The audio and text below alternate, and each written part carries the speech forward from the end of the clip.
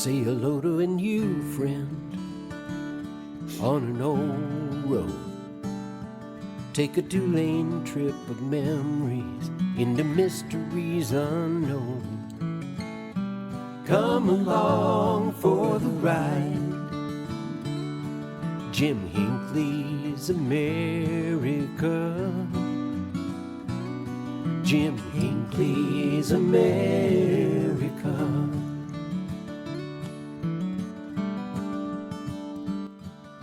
Hey, good morning, everyone. Glad you could join us today.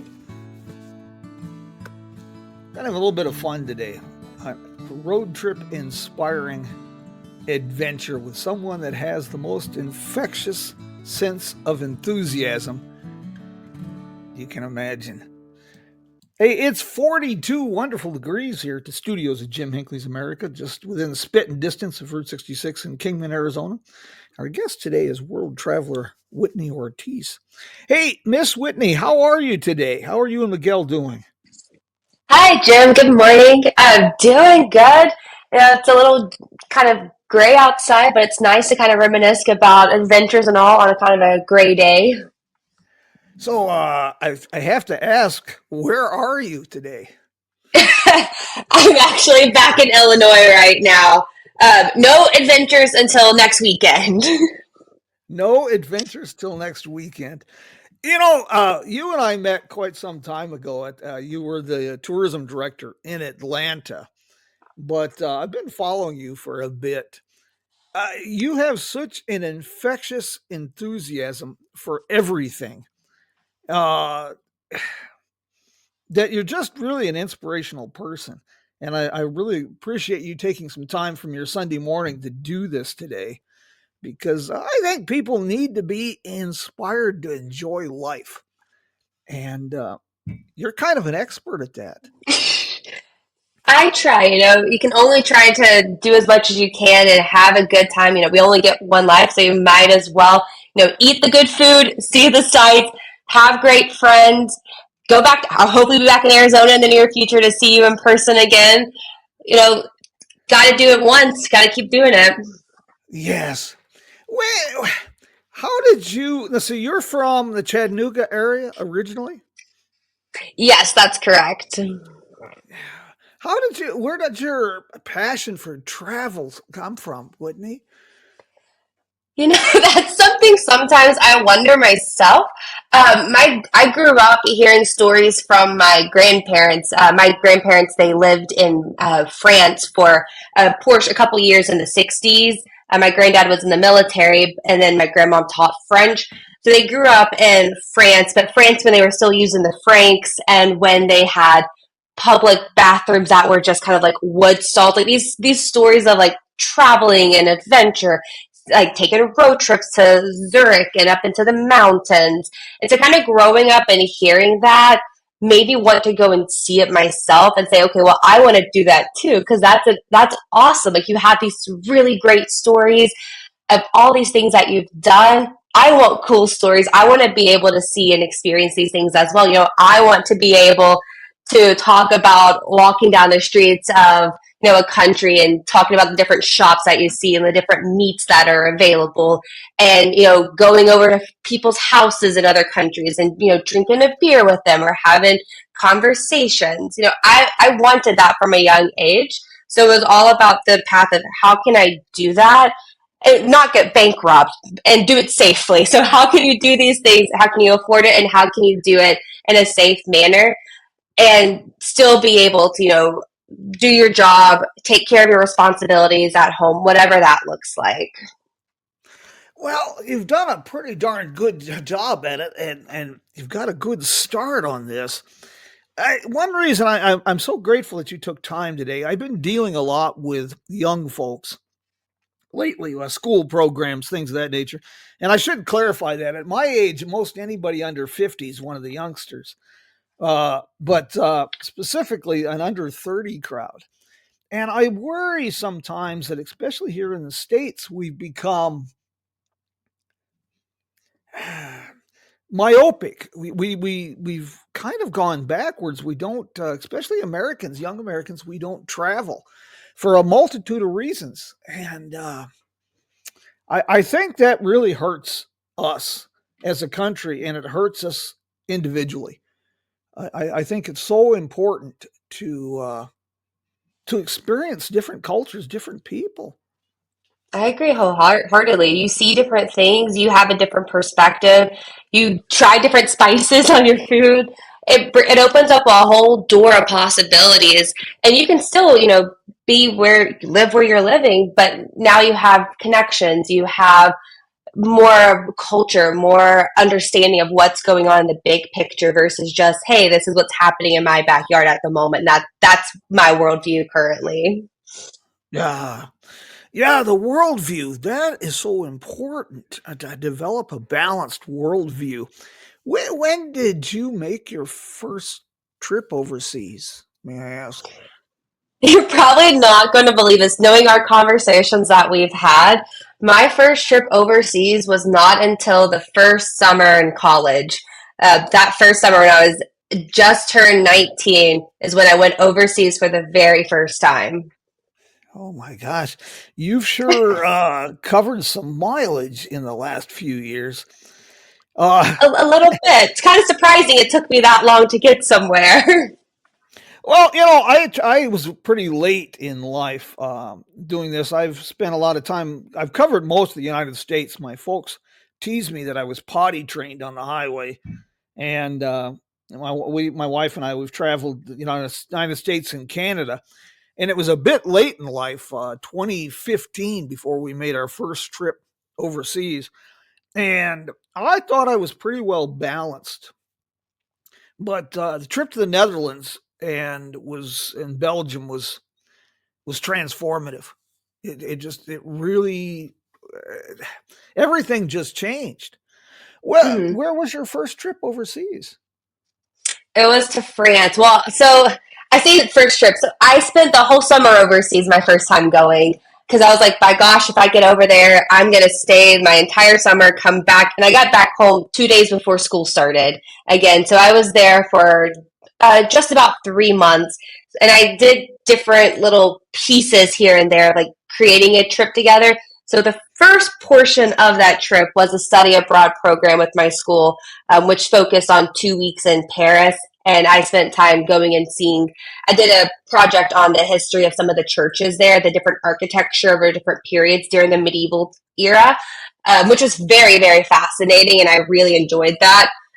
But started off 2 weeks stuck in Paris. Oh, bummer! But it was absolutely wonderful. It was everything I wanted it to be, in the perfect start of an entire summer of random things and lots of places. Gosh, eh, do you? How do you handle the different languages? I mean, I do you find that to be? I know English is pretty common and pretty easy in most of Western Europe, but you don't just travel to Western Europe. So, do you find language to be a challenge? That's a good question. It's a challenge if you see it as a challenge. I mean, now we have phones, luckily. My first trip, I didn't have as good of a phone provider. So I was a little stuck in like trying to figure out and communicate with just a calculator. But you find ways to get your point across, whether it's going to a bus station or trying to figure out the price or just randomly selecting things on a menu. And I mean, I've had a couple mishaps from the language barriers, but I think they only make for really good stories when you have things that happen to go wrong because you weren't able to communicate correctly. And luckily, nothing crucial has happened, but just a few times where it's like, huh, yeah, that wasn't what we were talking about. Yeah, the way that's.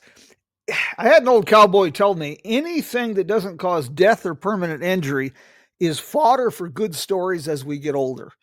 And That's so correct. so mishaps, well, that's part of the adventure too. And that's another reason to travel, even if it is just domestically. But to get out to travel, to have mishaps, to get lost, misunderstandings, it teaches us to be flexible. I think, and that's key to just living life with a modicum of enthusiasm is being Oh, flexible. 1,000%. You have to really have those opportunities to be flexible. Before I started traveling, I was very kind of stuck in the mud with my ways. I have to do things at a specific time. It has to be done, like, very precise. But I learned when I started traveling that that never happens, and you only don't have a good time if you hold those expectations. So to really kind of let go of that and enjoy being in the moment and enjoy making mistakes, enjoy ending up in places that you didn't think you would end up. That really comes forward when you kind of lose that idea of I have to do these things on a certain timetable and it has to be done this one way. I have not known you, that long, but I have, like say, been a follower, and we've talked a few times. I find it very difficult to imagine you ever being a person that was so rigid that things had to be done the right way. It's hard to That's a believe that compliment. was Thank you. you. You have definitely changed. As we age, too, I think your experiences will enable you to grow old with grace and enthusiasm. We as we get older, we become very rigid, and I find it sad that so many people in their 20s and 30s have become rigid, almost rigor mortis. They're so stiff.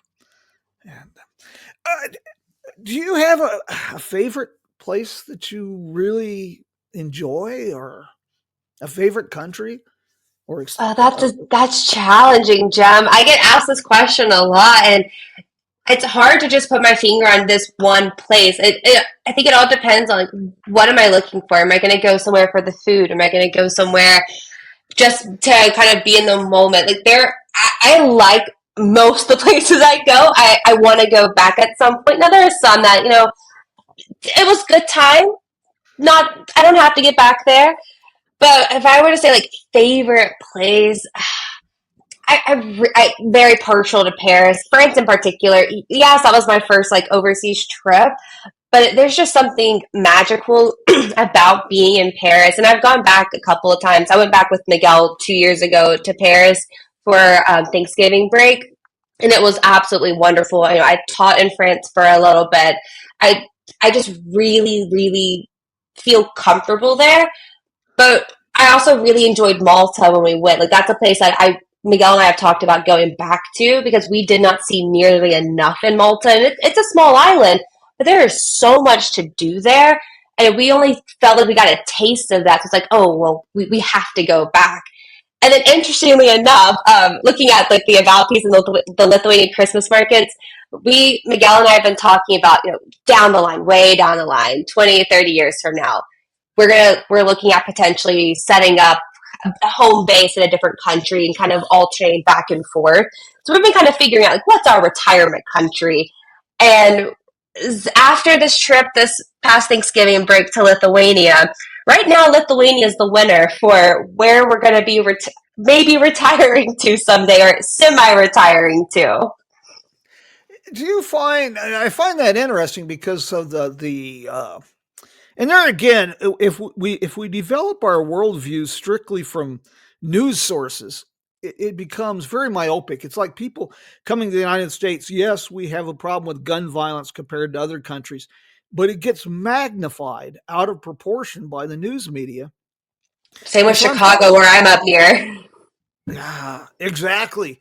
But you mentioned Lithuania, and of course, with the Ukrainian and Russian situation, I find that interesting that you would see Lithuania in that perspective. It surprised me. I was not expecting, and I wasn't expect. I came in with some things I wanted to see and do, but I wasn't expecting to feel so comfortable there. Again, thinking about retirement places, like where I'd want to like stay, and I feel like I could, live and navigate appropriately, not get lost every other day.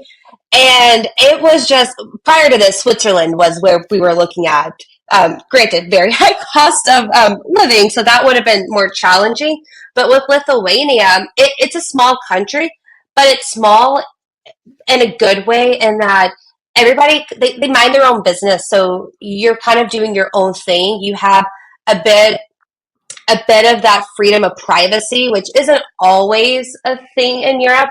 So you have your own space, but you also have property. They believe in homeowning there, so it's very easy to buy houses, to buy apartments. They, it's easy to get a car there, and it's just a very kind of straightforward system and very straightforward way of thinking, where they're like, hey, we're going to mind our own business. Like, if you want to talk, great.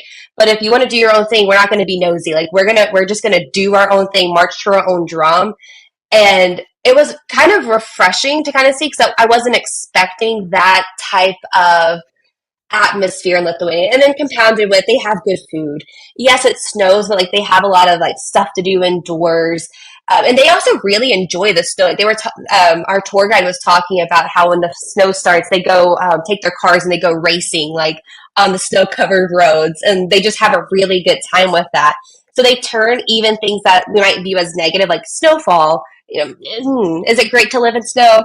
I do a couple months out of the year in Illinois, but I've never taken it to that positive level where, oh, like, let's do these cool things like collectively in the snow and not just be a thing. And they just had such a great perspective. It was very refreshing to see. And a really cool country, so highly recommend. It's interesting. That's really, the snow situation. I lived in the North Country for quite a bit, up northern Wisconsin, northern Michigan, Minnesota, Montana. I never was a cold person. I mean, I'm one of the dry roasted nuts. I'm a desert dweller. But it is fascinating that people do develop that live in the cold country, ice fishing, snowmobiling. You find ways to enjoy winter. Another thing that I found interesting with your trip to Lithuania, I've been on your photos and things. Several years ago, before the apocalypse of 2020, I was reading a fascinating article about immigration, people immigrating from the United States to other places. And I was very, very surprised to learn at that time that the number one location for Americans that are immigrating was Lithuania, Estonia, and Poland. I was very surprised by that. Oh, wow. I didn't realize that, but I can see that. Like, Poland's up there as well in places that I would go back to. Estonia is up on the list, not maybe top 20, but I could definitely believe it, because cost of living, quality of life, like healthcare, ease of access, like you have all of the essentials there, and you can afford to still like live your life, like do your things. If you live somewhere like, England, you're probably going to spend a lot of your paycheck or a lot of your retirement or whatever it might be paying rent or trying to purchase. And there's a lot more challenging laws if you are planning to home own or even to rent apartments. And with the whole visa situation, there's a little bit more in some of the Western countries that make it just more challenging. But it's interesting that Poland and Estonia and Lithuania were on the top of that list, because I definitely got that when I was there. Like, wow, like this is somewhere that it's a hidden gem. Like, people aren't aware that they can have that type of life here and it be doable. If they want that European dream, look a little bit more towards Eastern Europe. Yeah, it's fascinating because there's certain places like Lithuania, that we have a tendency to base, I think, our views of what makes a good country on what is given away as a prize on a game show. And Lithuania, you very seldom see of them give away trips to Lithuania on a game show. So as a result, yeah, I don't know if I've seen that.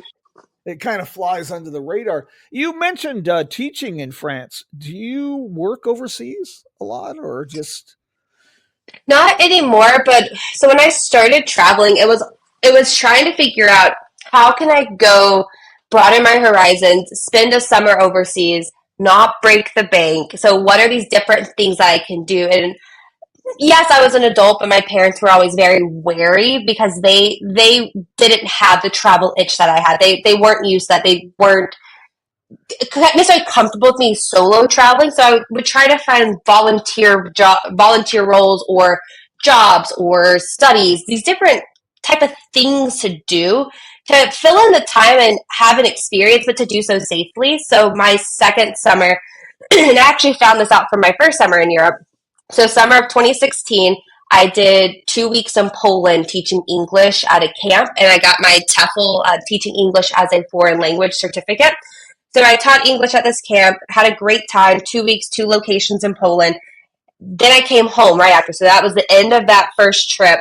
And I already started preparing for, okay, the next summer, what am I going to do and where? And I had learned from that English camp of some different opportunities in Europe, some different types of camps like that, but ones that paid. So job camps, not just volunteer camps.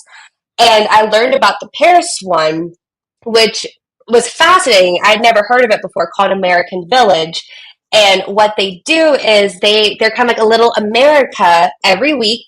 And you have, like, when the students come in, they go through immigration, they get their American identities. It's just really interesting how they make it like a little mini America.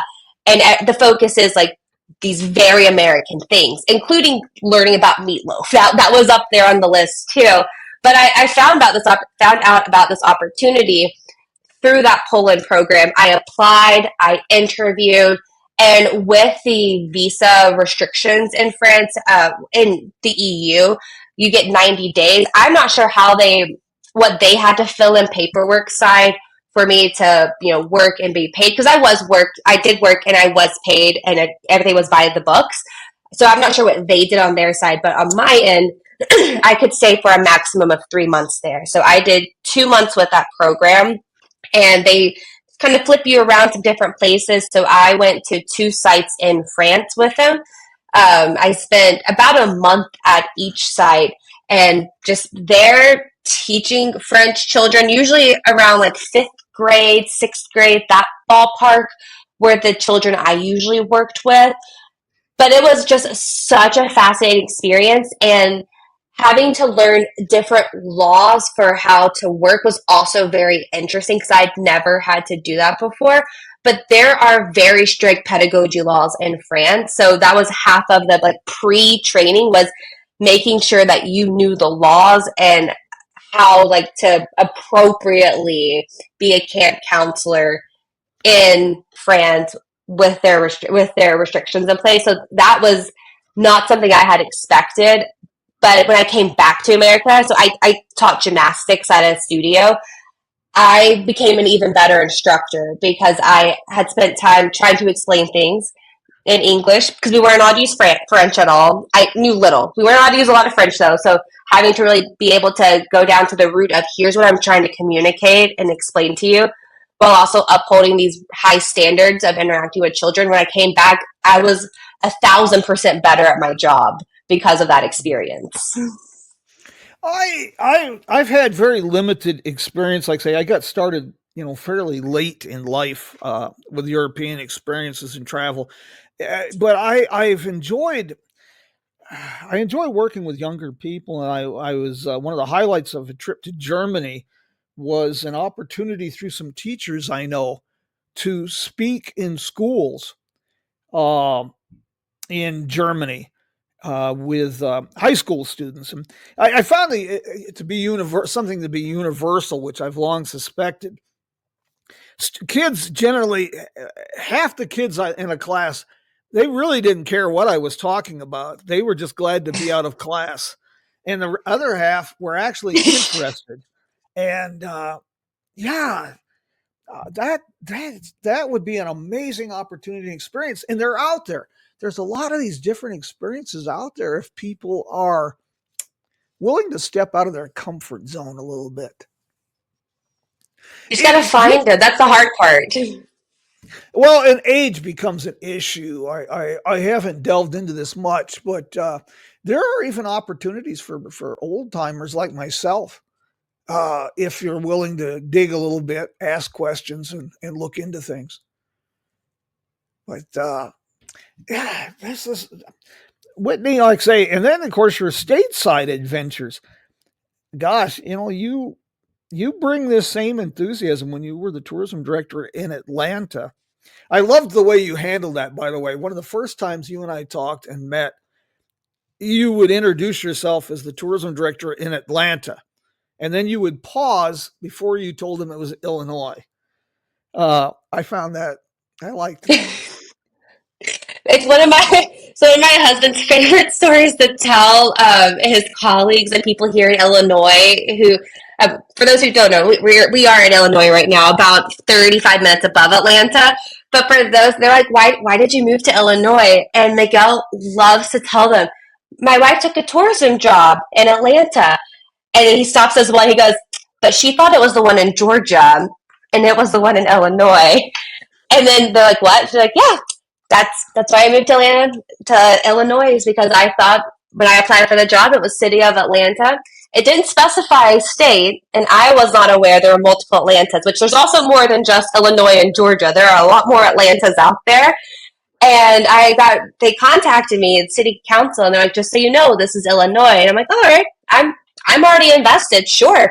It's actually better because I didn't really want to go back to Georgia. I'd already lived in that area. I was like, oh, even better, actually. I'd rather work in Atlanta, Illinois. And ever since then, I got to say, I worked in the Atlanta that had no traffic lights, and our traffic jams were tractors. The best traffic jams. You did some amazing things. This is a town of what, 1,400 people, and you really think this is the kind of thing we need in the Route 66 community, and this is the kind of thing we need in general. Is a new breed of people that a younger generation that brings fresh perspectives. You did that EV cruise in Atlanta, if I Oh recall yes, correctly. that was so much fun. I reached out to Rivian here in Normal and had them bring their R1T, which is their EV truck, and they did a whole like red carpet demo. They had their media person. They gave out some freebies, and we had several like Tesla owners and other types of EV folks coming from around. I get say within like a 50-mile radius coming to Atlanta to show off their EVs. And it was so much fun. And like seeing the people in Atlanta come out and be excited about EVs, a new type of vehicle on 66. And that was prior to some of the promotion of EVs on 66 too. It was just very, very like almost futuristic. Like, wow, this is what the future will be like. You have, grain silos behind you, you have EVs on the road, and we have people having a good time. That's what it's about. A couple of years ago, I was speaking at the Miles of Possibility conference there in Bloomington, and I discovered an interesting EV connection with something here in Kingman. I've been working with the Historic Electric Vehicle Foundation on establishment of a electric vehicle museum here along Route 66 in Kingman, and they have an odd car in their collection here called the Henny Kilowatt. It's basically it's a 59 or 60 Renault Dauphine body with electric car conversion. And I wasn't aware that the company who built that was in Bloomington Normal. And the museum director there has all of the company archives, press photos, and information about the car. And so that was kind of an interesting discovery. I'll have to share with that. Wow. That'll be a story for another day. But the Henny Kilowatt, considering the scope of the people behind it, their accomplishments, how brilliant these people were, I'm astounded that they created a car which appears to have been designed to make sure nobody wanted an electric car and nobody purchased this particular car because it was totally impractical and cost more than a Cadillac. So it was an interesting, Oof. kind of an interesting thing. It had a cruising range of something like 75 miles and a top speed of 35. It's just a Better be taking horrible 66 the automobile. whole way. Yeah, it was a golf cart, for God's sakes. But that's another story. Oh my goodness. That's wild though that you have the Bloomington Normal and Kingman connection there too. That's really cool. It's Route 66 being Route 66. Yeah, but it's kind of like the old mufflers connected to the wheel bearing. You always find these connections wherever you go. You always find these strange connections to things. I was also interested. You did archaeology work in Israel. I did. It feels almost like another life ago. That was part of my first summer overseas when I was planning lots of like different things. I did the Poland thing. I did a study abroad in France. I did a 6 week dig with the Leon Levy expedition in Ashkelon, Israel. And how I got into that was my school. We have a very, very small archaeology program, but they are very, very good, and they were able to get funding. And I was the last year that had the funding and had the program, but it had been going on for over 10 years.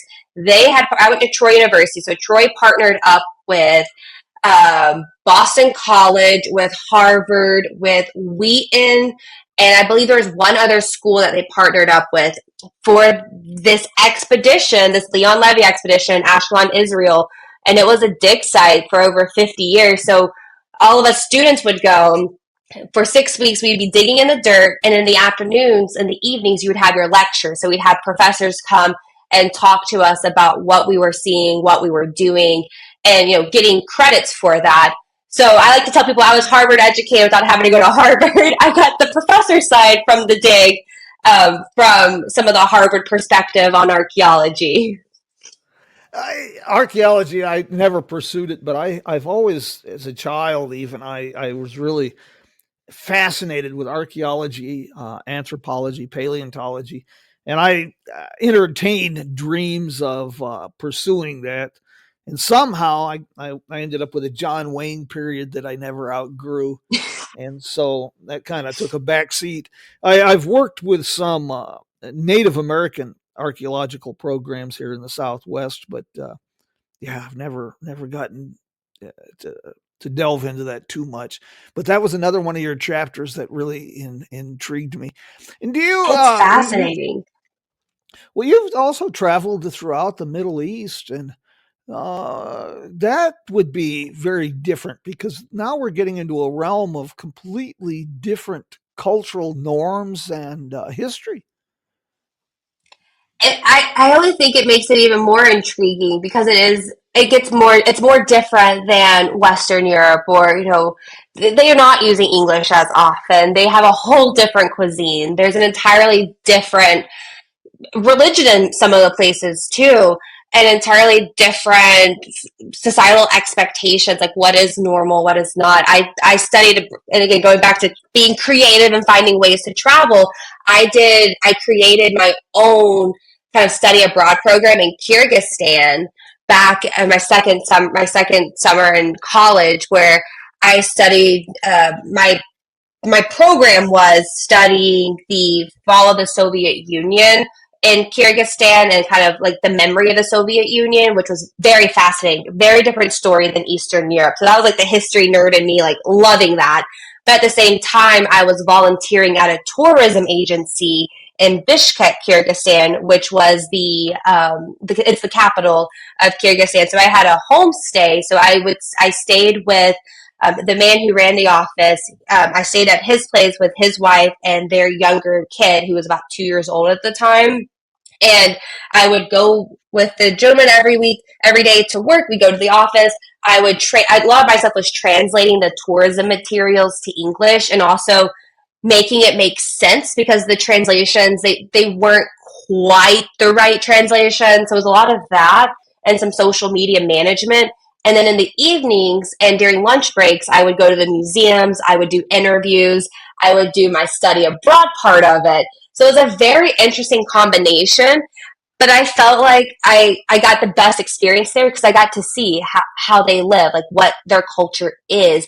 I had a couple more mishaps with the language barrier, and I got to really like be present in a place where if people go to Kyrgyzstan, which for those of you who are like, where is that? It's right above Tajikistan and right below Kazakhstan, that really big country below Russia.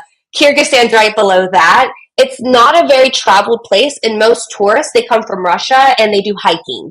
That's the big draw to Kyrgyzstan. So I got to see something completely different than hiking. And they actually have the third holiest site in Islam, in Osh, Kyrgyzstan, Suleiman Mountain. And I got to hike that and kind of be a part of that experience, which was so fascinating because that's not something that, I have in Chattanooga, Tennessee, or here in Bloomington, Illinois. I've been very fortunate in life. I have to admit, I have never gotten into something that off the beaten path. But through Route 66, and I never imagined this road would take me this far, but I had the chance to interact with a lot of people. And like you said, when I do travel to Europe, I've been very fortunate that I don't get to play tourist. I stay in people's homes. People take me in.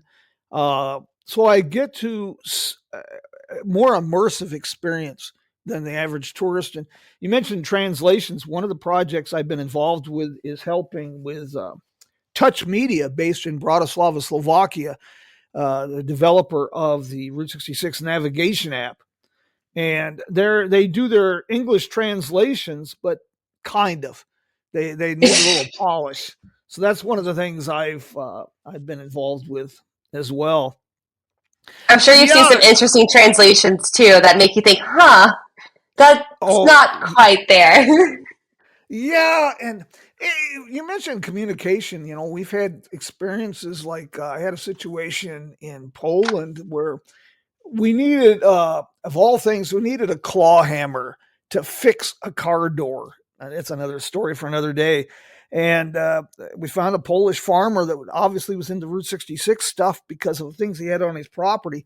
I traded a Kingman, Arizona Route 66 sign for a hammer. And but the way we were able to communicate, even though he spoke no English, and obviously I don't speak Polish, I can do a little German. I can hold my own with German. I can understand. Speaking, it's another challenge. I can do some Spanish. I can understand a little Australian. So it's you can communicate with people in different ways.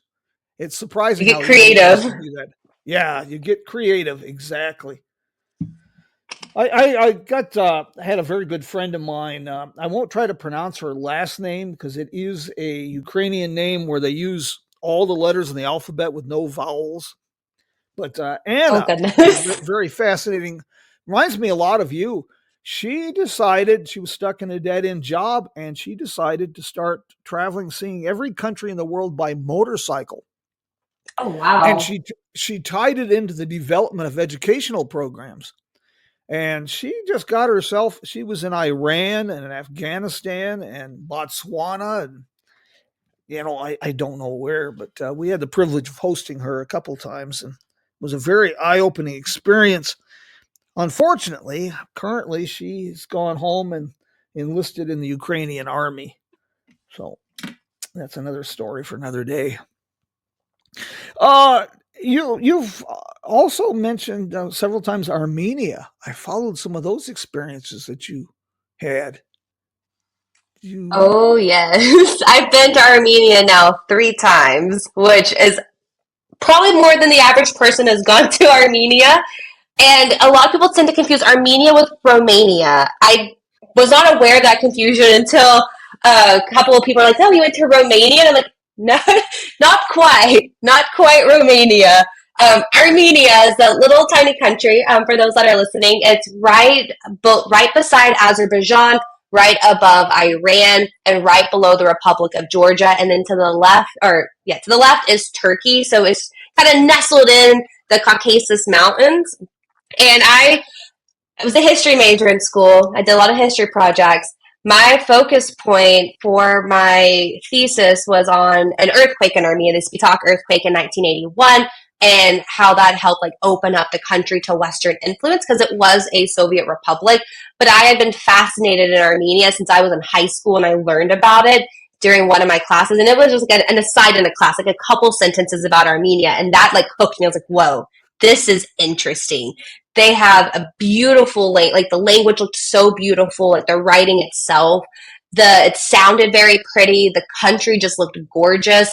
And it was that fascination that my first summer traveling, like, I have to go. I have to see Armenia. If this is the only summer I have to travel, if I don't go to Armenia, I am missing out, because I've been fascinated about with this country for years. So my first summer, I spent 10 days in Armenia, stayed in Yerevan, the capital, in a hostel. And it was my first time really experiencing hostel living, but I stayed in a hostel and I did tours every day to different, and a lot of Armenian tourism is their monastic complexes. They are the first Christian nation, so that's a lot of their heritage and a lot of what was not destroyed, because they're also in the land where people conquered a lot. So there's a lot of ruins in Armenia, but what remained were these very hard to reach monasteries and churches, and they're still challenging by car today. But it was a lot of going and seeing these sites. So that was my first trip to Armenia and experiencing the food and all. I didn't know much of the language at the time. But then I was like, okay, interesting. So I studied up, and I actually did Peace Corps for a little bit in Armenia prior to, the world shutting down in 2020.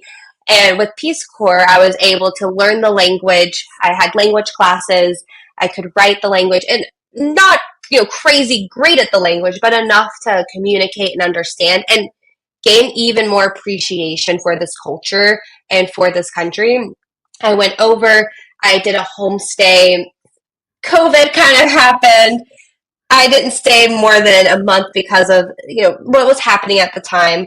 And then when Miguel and I started, we travel, we take at least 1 to 2 big trips every year. So once COVID kind of subsided, we were trying to think, okay, well, what trips do we want to take? Egypt was one of them, and we kind of just fell into Egypt. But I was like, we need to go to Armenia. Like, I want to meet my tutor, because I had continued my Armenian language classes through an online tutoring app. I was like, I want to meet her, and I want to see these sites that I've learned about since I've been, but I have not yet been to.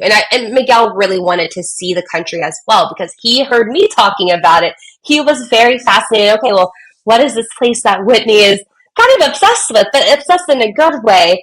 So we planned, and in 2022, right as like restrictions were starting to lift everywhere, we went to Armenia for a week.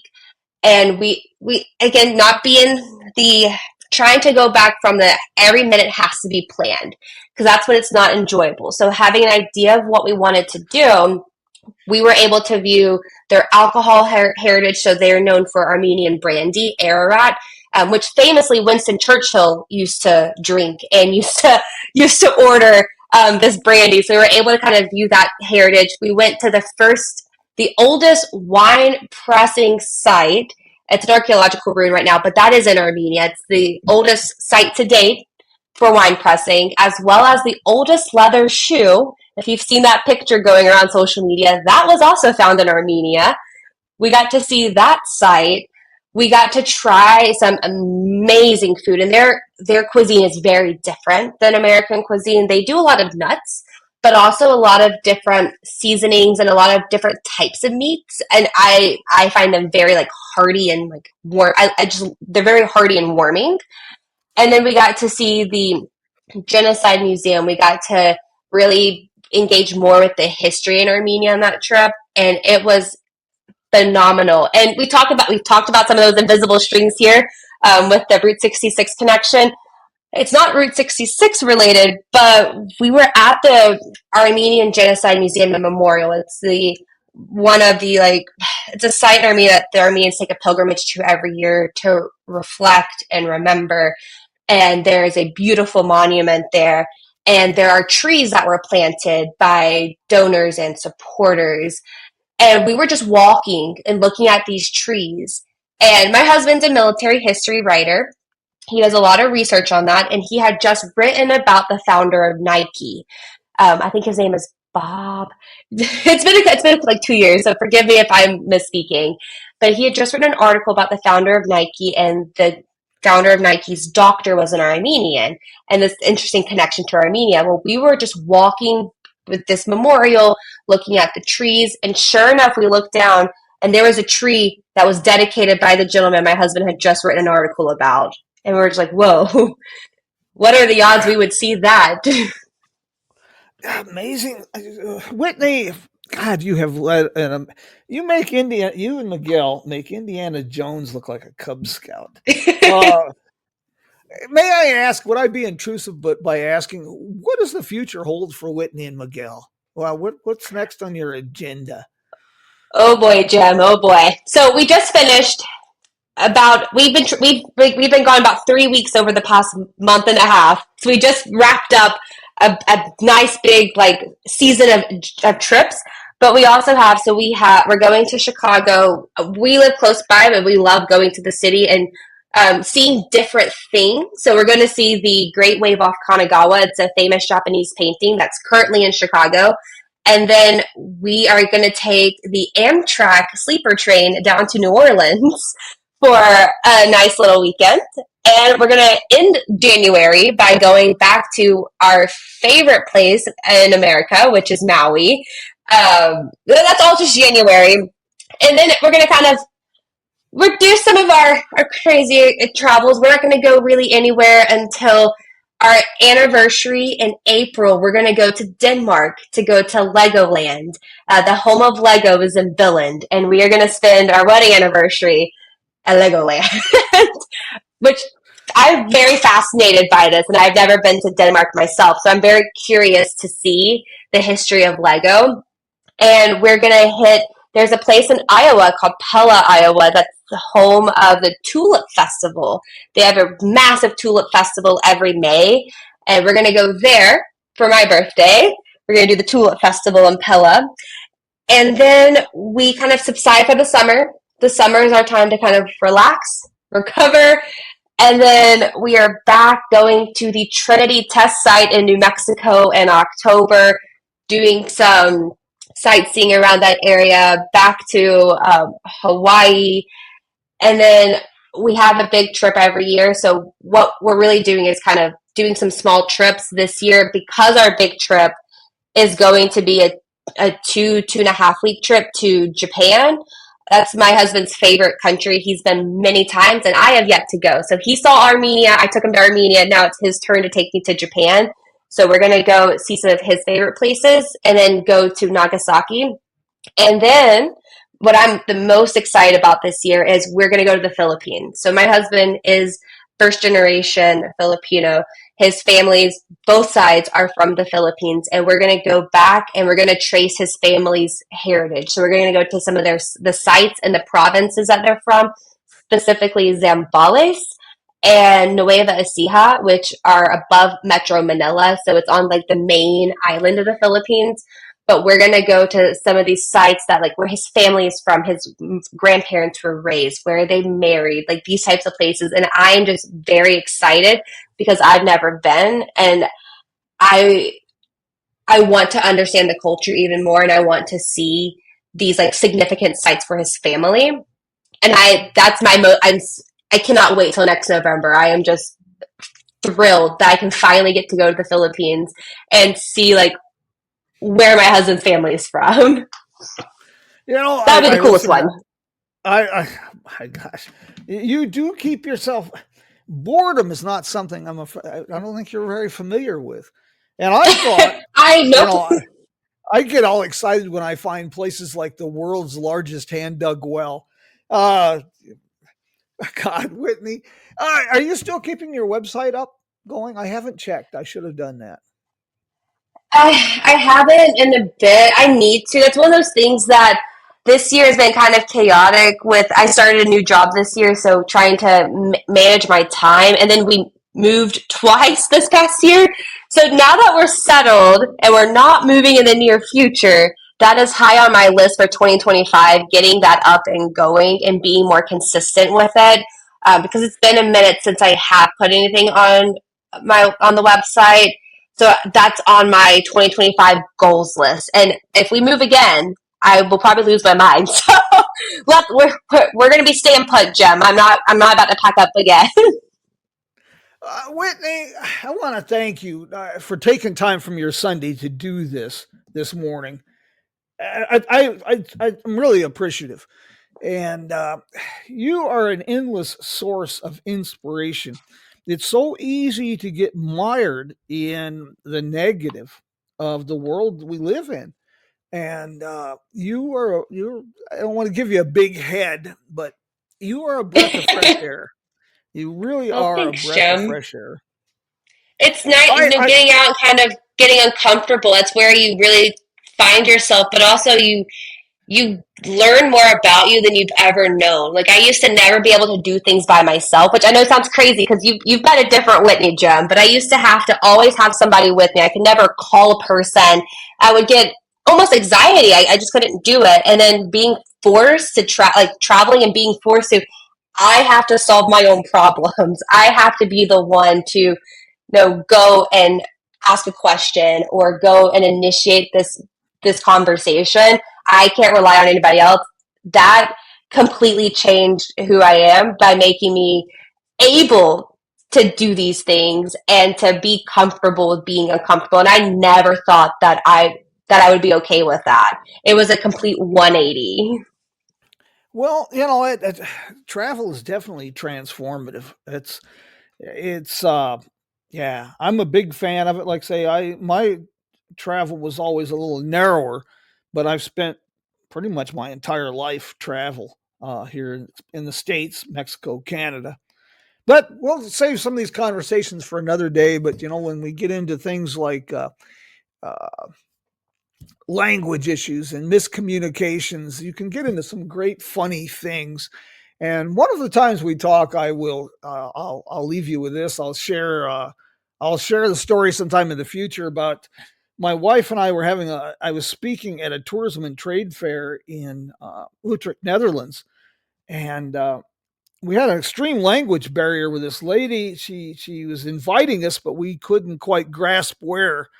And we later found out that she'd invite us to a senior citizen nudist colony that her and her sister owned in France. But yeah, it's one of those Oh my things. goodness, Jim. Yes, stories Did for you another go? day. No, that's a sight no one should see.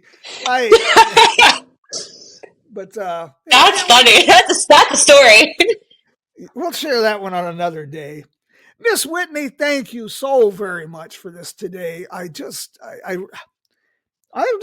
get a real your enthusiasm for life in general is infectious, and I just want to really thank you for everything you're doing, and thanks for taking time this morning. Well, thank you for having me on, Jim. I love chatting and texting. It doesn't feel like any time has passed since we last talked, and I love that. I'm so glad that I've been able to come out to Arizona a couple times to meet you and probably be able to see your neck of the woods. And I am so glad we've kept in contact. And even though I'm no longer in Atlanta, we're still on Route 66 together. Yes, ma'am. My friend, thank you.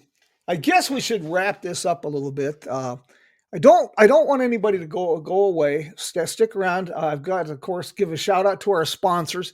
And this is something I don't know if you've gotten into, Whitney, but let me share this plug from our sponsors. And this plug was created. This is you can teach an old dog new tricks.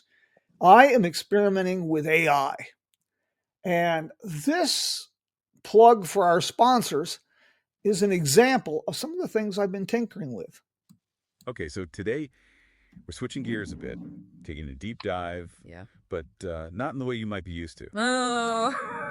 How so? Well, we thought it'd be fun to shine a light on the folks who make Coffee with Jim happen, the sponsors, and of course, Jim himself. Ah, the unsung heroes behind the scenes. I like it. Right.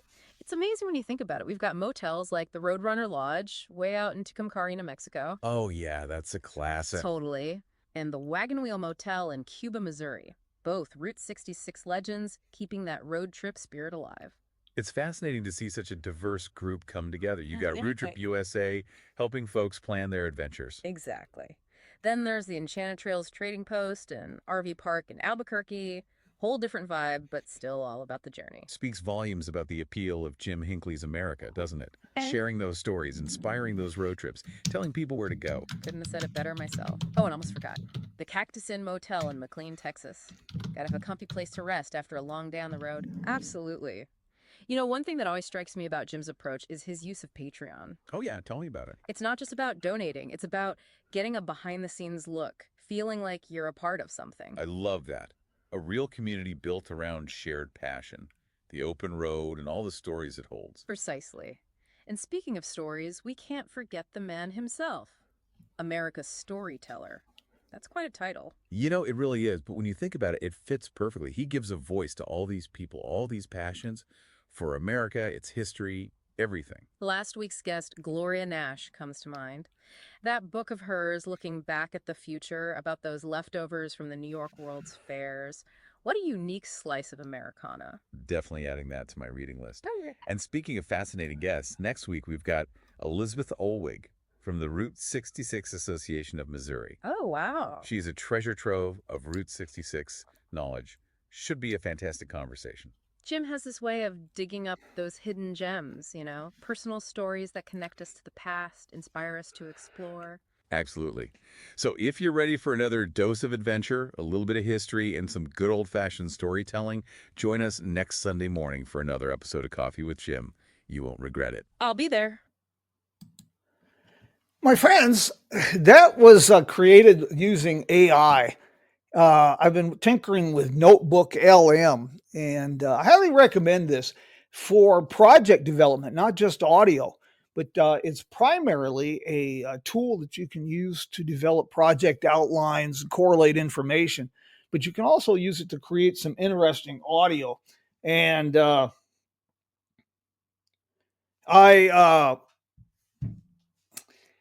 been tinkering anyway, so I've created some virtual guest host, if you will, as you can see. And share your opinion. Let me know what you think about AI in general. Anyway, I thought I've been using this a little bit, so I have to share that with people. It's part of also providing a bit of inspiration. My friends, like say, until we do this again next week we're going to talk to Elizabeth Olwig with the Route 66 Association of Missouri. And the week after that, we've got Evan Stearns. He is a podcaster that has created something pretty amazing with his program, Vanishing Postcards. That's coming up. And then we have Kaiser Bartuli of the National Park Service Route 66 Corridor Preservation Program. We will have her on, and then Gary Williams from the Old Texas Route 66 Association. So we're kicking the year off with some real road trip inspiration. And hope you can join us. Invite your friends, and let's make this a community. The live program is always, as most live programs are, is fraught with all kinds of technical issues and other things, but we have fun with it. The archived programs are available on Spotify and most major podcast platforms. And we've arranged for an embedded player on Kingman Tours website, as well as the B.News, Jim Hinckley's America. And if you'd like an embedded player for your website, well, we can provide that code too as well. Miss Whitney, again, thank you so very, very much for joining us this morning. And, everybody who joined us today, most appreciated. Until we meet again next week, unless we have any questions for Whitney or any questions about AI, ask away. And we will do this next week, same time, and we'll get some music going here from Joe and Woody and the road crew to send this off on a road trip inspiring note.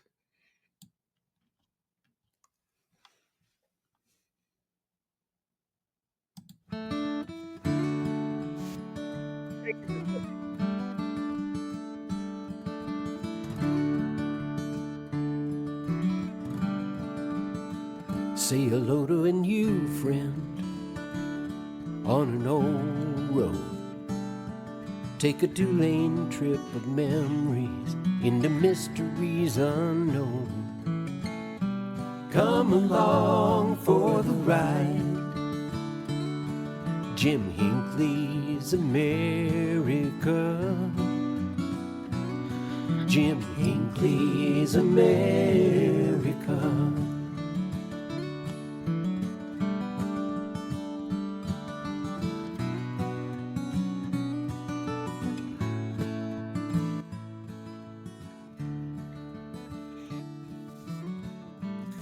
Vaya con Dios, mi amigos.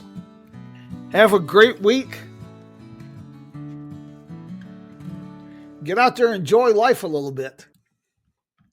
Miss Whitney will talk soon. Adios, my friends. Bye-bye.